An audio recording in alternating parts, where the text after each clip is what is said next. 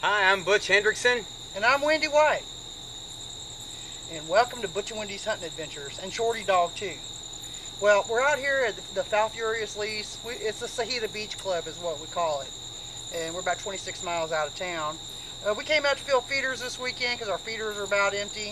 And thank God our buddy Pedro Garza came out and filled them for us last time to keep us going until we could get down here. But anyway, we got in here, unloaded the truck, got in the blind. And Butch told me, Wendy, I don't want to track any hogs with all the rattlesnakes because it's had a little rain down here and stuff and it brings the rattlesnakes out. He said, Wendy, if you're going to shoot a pig, drop it under the feeder. So, I mean, I can't drop it under the feeder any more than I did. I had that boar come in and I heard a couple more. They were underneath me, actually. One beside me, one underneath me, I believe. And I shot him. They didn't come in, but then it wasn't 15 minutes later and Butch texts me and he says, hey, I just shot a sow. I had a boar and a sow come through and I shot a sow, so I'm going to have to wait for a little while. And I was like, oh, that's okay. Well, then it wasn't but 20 more minutes and here come a boar, and he was standing out there in the brush growling because he didn't know why this hog was laying under that feeder. But that was pretty exciting listening to that hog out there growling. You know, woo, makes for a pretty exciting evening. Oh, yeah. Well, what happened whenever before you texted me and told me that you'd shot something? Well, she texted me and told me she shot. And I didn't expect anything to come in this evening because we hadn't had any water down here. But as you can see, as muddy as that thing is, there's some water somewhere down here. Yep.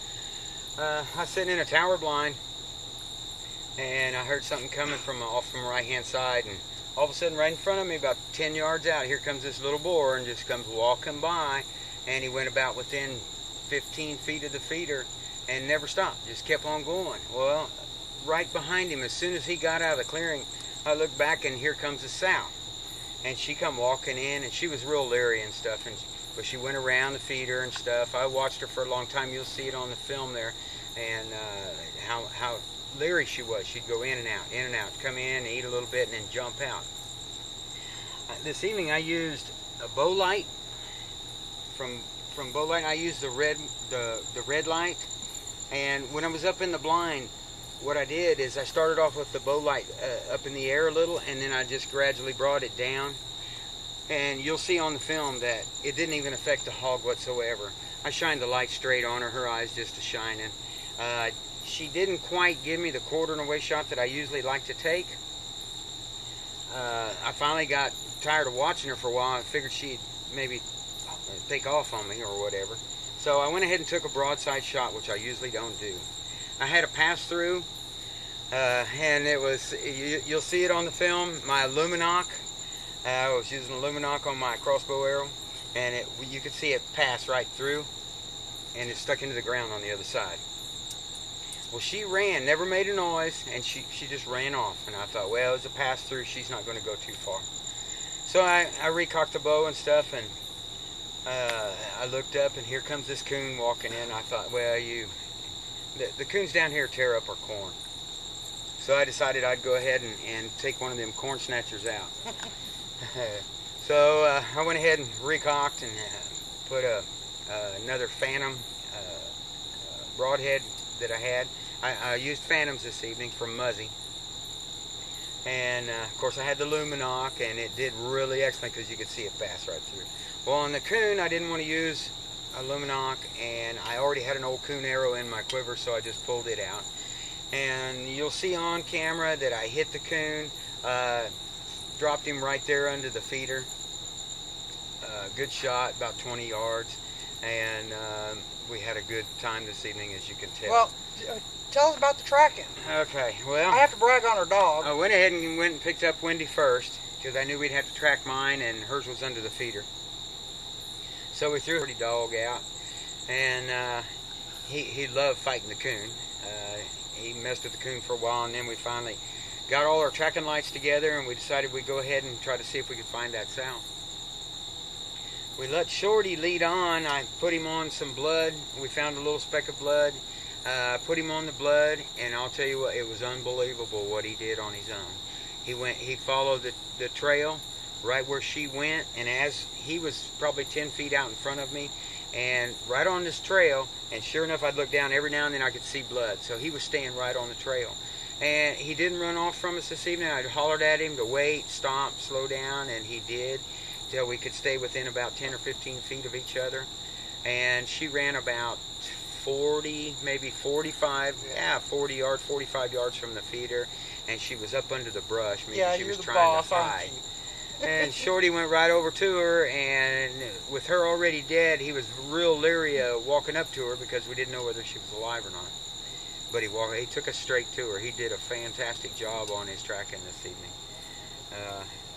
For a stray dog that somebody just threw out in her front yard, he turned out pretty good. Excellent dog. Well, it's time to get busy on this stuff, and the party's over. It's time to work. The bow light worked excellent. If you want to hunt hogs at night, the bow light's the way to go. And the Lumenok, it just makes it more exciting when you can see that arrow going right towards that hog, and then actually see it go through the hog. You lose the light, and then it comes on the other side. I have a bow light on mine too, but what happened with me this evening is I'd never used one inside of a pop-up blind before. Well, I sat way in the back of that pop-up, and whenever I turned that light on, it was awful bright on the inside. I needed to get up closer to the window, and I couldn't move because my chair was stuck underneath the rug in there. But I'm looking forward to using it again. I just didn't set up good for it this evening. I learn as I go, but that's probably about it for this evening, isn't it? I had to show off Shorty's coon. Oh yeah, bear coon.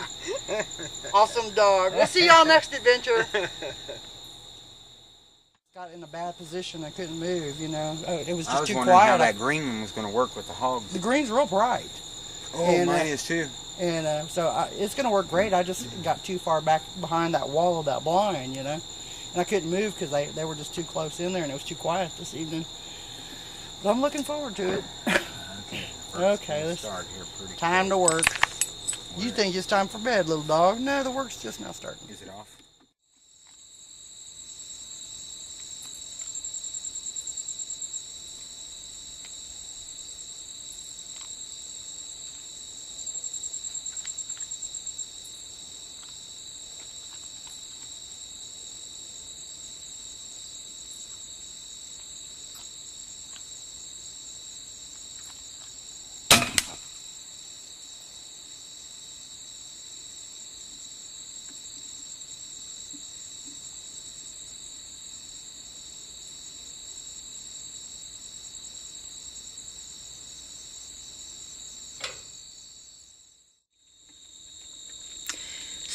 Sweet.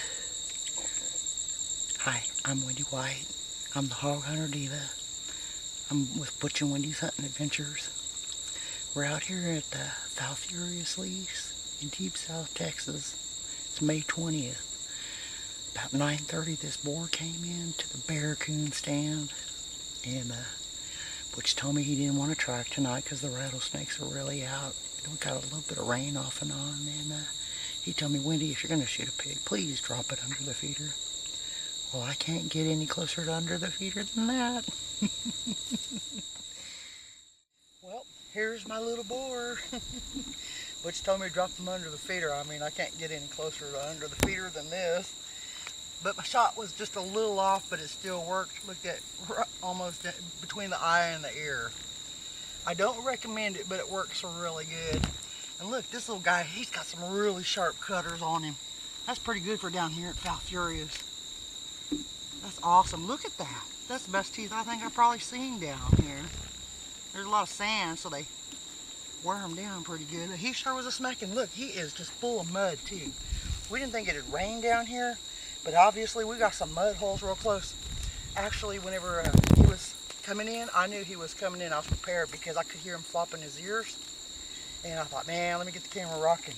Matter of fact, he was here and he was eating for a while head on. I think I watched him 20 minutes head on. I was losing patience. But what can I say?